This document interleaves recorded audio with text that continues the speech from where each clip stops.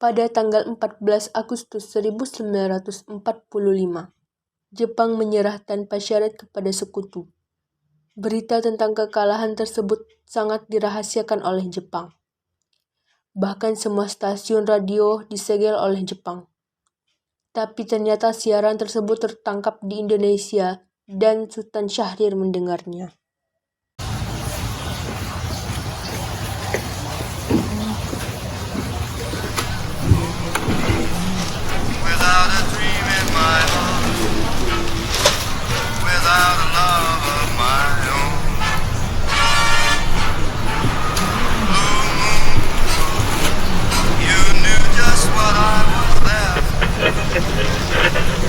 Designated Allied Supreme Commander to accept the surrender of the Japanese. He was met by Lieutenant General Eichelberger, commanding the 8th Army.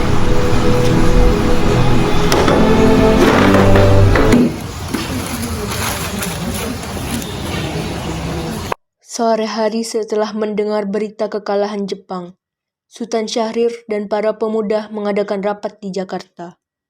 Berkumpulnya kita di sini untuk membahas rencana kita menuju gerbang kemerdekaan Indonesia. Tapi Bung, Indonesia masih dikuasai oleh Jepang. Tanah Putra juga masih dikuasai oleh Jepang. Assalamualaikum. Waalaikumsalam. Saya mempunyai kabar bahagia untuk kamu semua. Saudara-saudaraku, kita mempunyai kabar bahagia untuk Indonesia. Jepang telah menyerah terhadap sekutu. Saya mendengar kabar ini dari radio BBC London. Oleh karena itu, telah terjadi kekosongan kekuasaan di Indonesia. Itu kabar gembira bagi kita semua. Tapi yang saya bingungkan, Anda membicarakan tentang kekosongan kekuasaan. Apa itu maksudnya? Jepang telah menyerah terhadap negara kita karena sekutunya telah menyerah. Sedangkan sekutu-sekutunya tidak lagi menguasai Indonesia. Oh iya, terima kasih penjelasan Anda. Lalu, apa yang harus kita lakukan untuk mengisi kekosongan kekuasaan ini? Bagaimana kalau kita mengajukan kepada Soekarno dan Muhammad Hatta agar segera memproklamasikan kemerdekaan Indonesia? Benar itu, Jepang tidak lagi berwenang di negara kita. Setuju dengan usul Anda, Tuan. Inilah waktu yang tepat untuk memproklamasikan Indonesia. Saudara-saudara semua, apakah setuju? Setuju. Silakan kalian pergi ke kediaman Soekarno untuk menyampaikan berita ini. Saya dan para pemuda akan memerintahkan pemuda golongan lain. Keesokan harinya, pada tanggal 15 Agustus 1945, Chairul Soleh, Sultan Syahrir Wikono, dan Darwis tiba di kediaman Soekarno di Jalan Pegangsaan Timur nomor 56 Jakarta dengan maksud menyampaikan hasil-hasil keputusan rapat. Assalamualaikum, Bung Karno. Salam. Bu, apakah ada Bung Karno? Kang Mas ada keperluan apa? Begini Bu, ada hal yang penting harus kami sampaikan kepadanya. Oh, silakan masuk.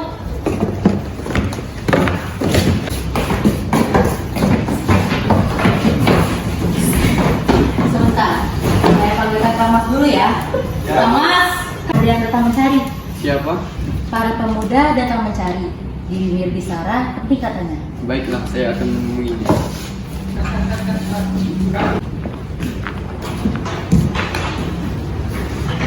Ya, silakan duduk.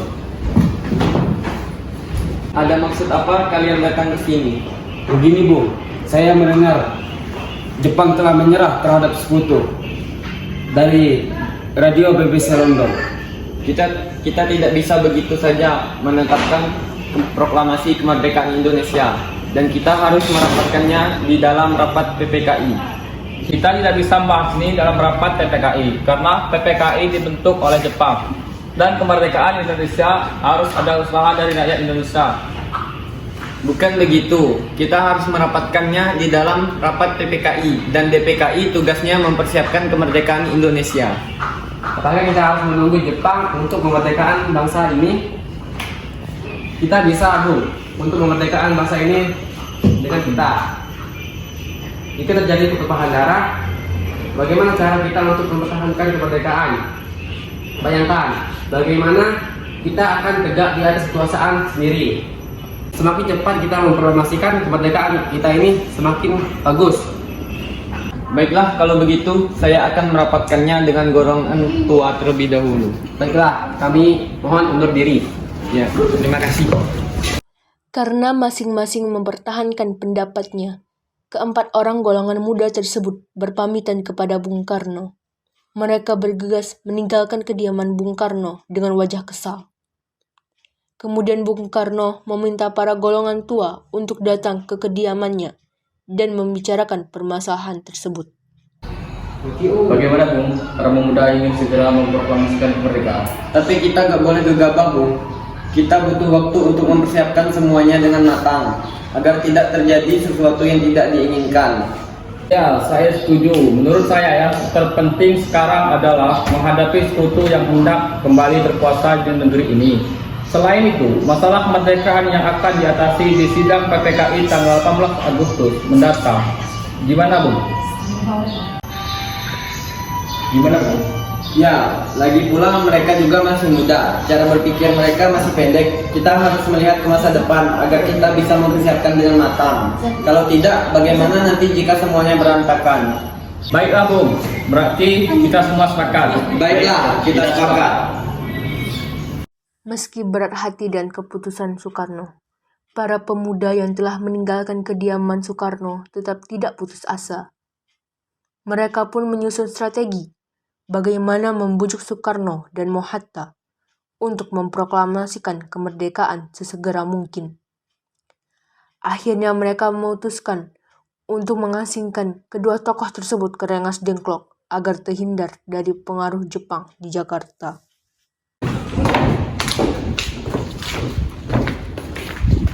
Nampaknya golongan tua tidak akan percaya dengan kita. Kita harus mencari keluar masalah semua ini. Sekali ada salah? Bagaimana kalau kita mengasingkan Insinyur Soekarno dan Muhammad Hatta agar mereka tidak terpengaruh oleh Jepang?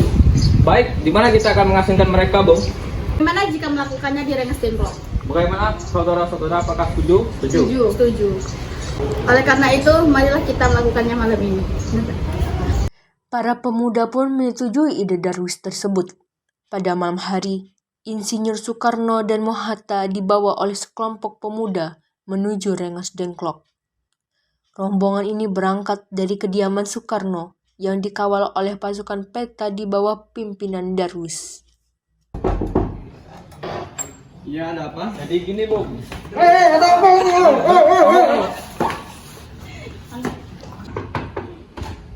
apa? Rombongan Insinyur Soekarno dan Mohatta tiba di Rengas Dengklok dengan selamat pada waktu subuh tanggal 16 Agustus 1945. Soekarno-Hatta berada sehari penuh di sana.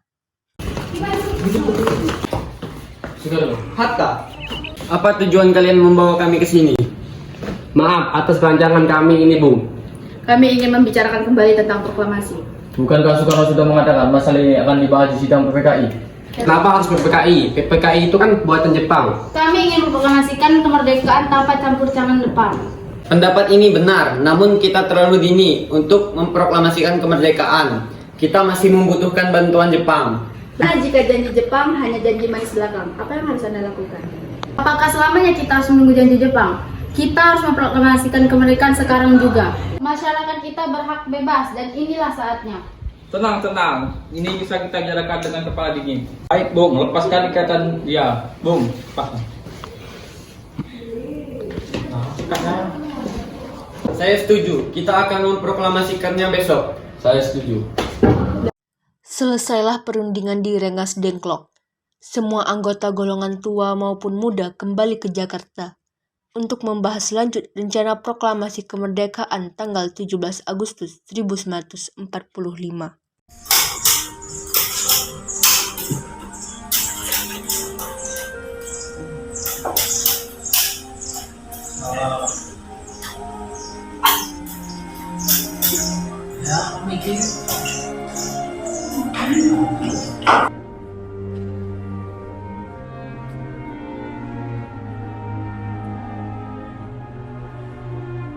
Bu, besok kita akan mengadakan proklamasi kemerdekaan Indonesia.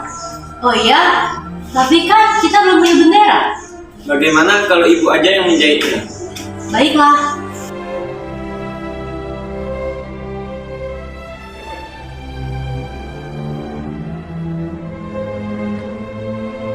proklamasi, kami, bangsa Indonesia, dengan ini menyatakan kemerdekaan Indonesia. Hal-hal yang mengenai pemindahan kekuasaan dan lain-lain diselenggarakan dengan cara seksama dan dalam tempo yang sesingkat-singkatnya. Jakarta, hari ini 17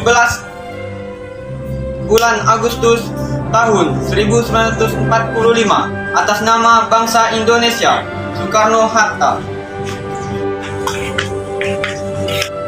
Era siap.